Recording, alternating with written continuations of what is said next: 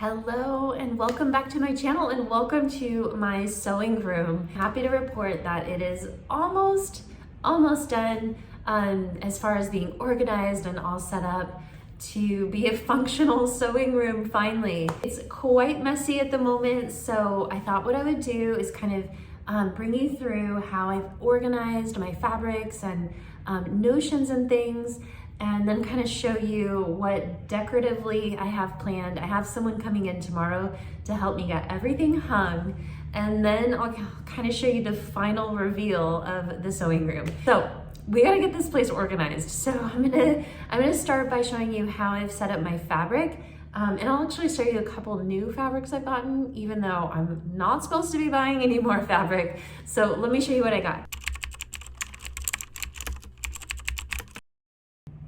Welcome to my fabric storage. So if you remember, a while back I got this. It's actually like a buffet. I think it's really meant for storing dishes and whatnot, but it has a nice marble top, and I got it because it's narrow enough that I can still fit everything in, but it doesn't take up too much space width-wise. So it's more long than it is wide, and it's working really well.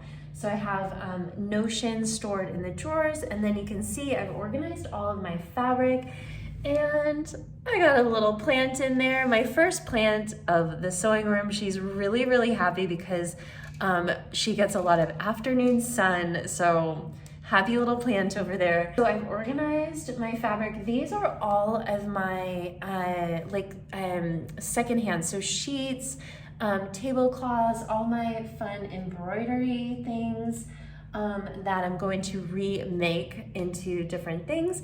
And then in this one, I have a lot of my knits and some fashion fabrics. And then in this one, I have more knits and fashion fabrics.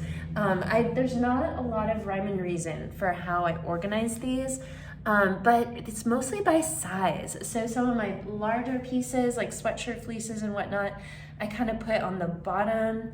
And then the smaller pieces, some of these are, like 1 yard cuts for t-shirts, and some remnants and things. So they just kind of wedged their way in. Did pick up some other new fabrics the other day because my new fabric store was having a sale. So I need to kind of fit these in my storage, but I'll show you before I pop them in. So I got this, I got 3 yards of this. It was €3 a yard.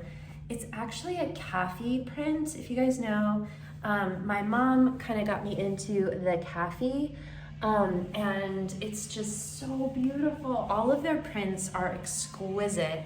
And so I found this print, which I'm going to make a summer dress out of, somehow placing the prints.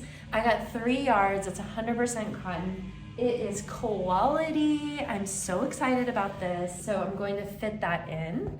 Then I got just a yard of this beautiful knit. It's cotton and really has a beautiful weight. So this is going to be a t-shirt. I'm actually teaching a class at Sew Expo in Puyallup in just a couple of weeks, and one of my classes is how to make a t-shirt using only your serger. So I got these 2 fabrics that I'll bring with me to use as my samples. Oh, hello there. Hello there. And then I got this gorgeous fabric. So all of these were €3 a yard. They were having end of season sale, so I could not pass these up. So I actually got 5 yards of this one. It is just a gorgeous silky. It does have quite a lot of body. Let me show you. So it came in 2 pieces. So I think I have a 3 yard piece and a 2 yard piece. I just thought some kind of beautiful summer dress, maybe even fall, like just a dress basically is what I saw. Or I even thought, since I have 5 yards of this, it would be such a gorgeous trench coat. Because it just has this beautiful weight. So the jury is still out on exactly what I'm going to do with this, but it is so beautiful. It was regularly 30-something euros a meter. It is really gorgeous. So I'm gonna fit these in my fabric stash. I think I have just enough room right here, and then we'll be just at about fall, which means I need to get to sewing.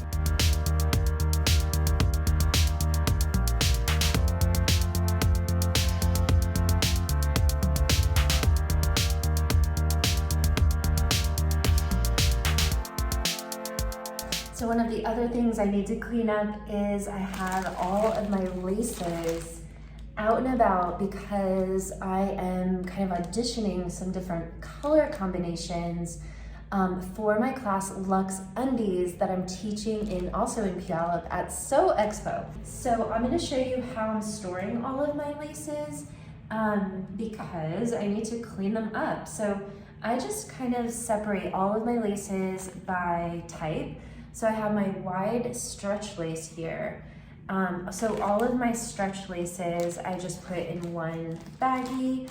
And then I also have all of my regular elastics, fold over elastic. I have all of my picot edged elastic, all my different colors all go in one bag. And then actually I have this purple as well. Look at this pretty purple picot edged elastic I got. I just think it's so pretty.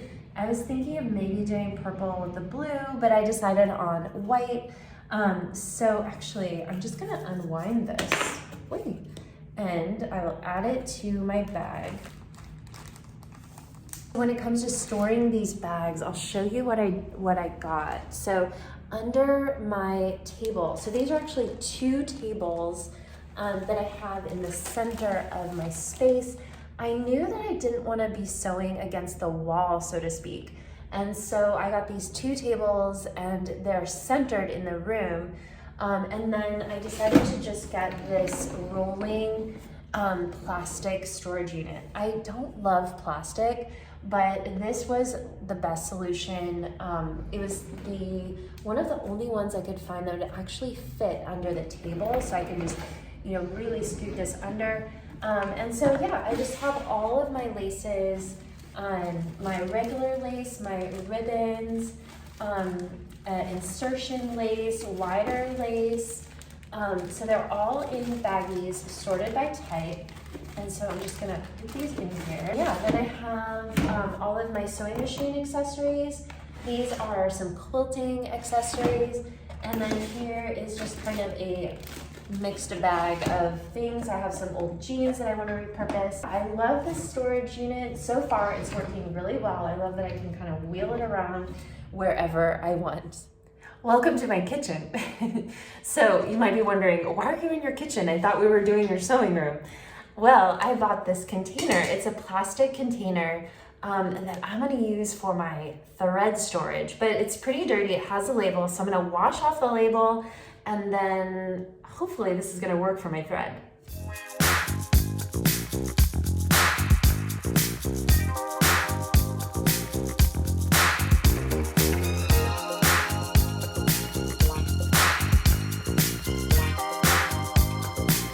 One of the things I've been playing with is the arrangement of things in this room. So I knew I wanted to have my sewing machines facing the door, looking outside at the view.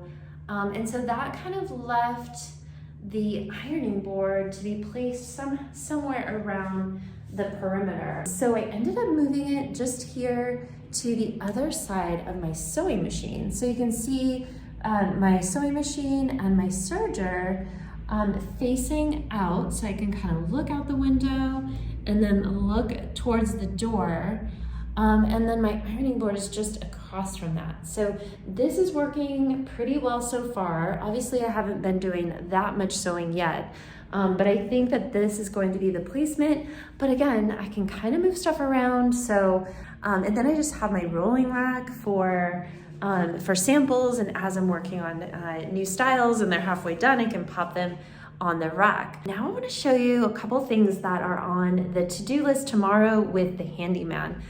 So the first is popping up a curtain rod there, because at night you can see, I don't want to show too much outside just for internet safety, but you can see I do have neighbors, and at night when I have the light on, the light, you can see directly in here. So I'm definitely going to just hang some curtains up there so that I have a little bit of privacy.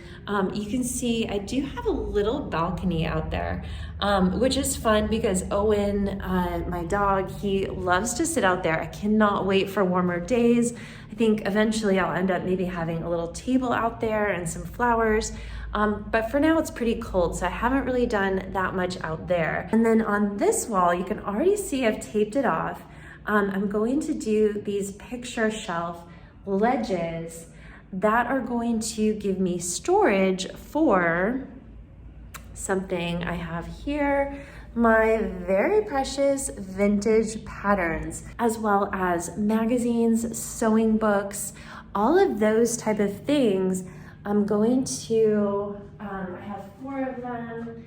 So these picture shelves are from IKEA. This is probably about 4 inches here, and they go up against the wall like this.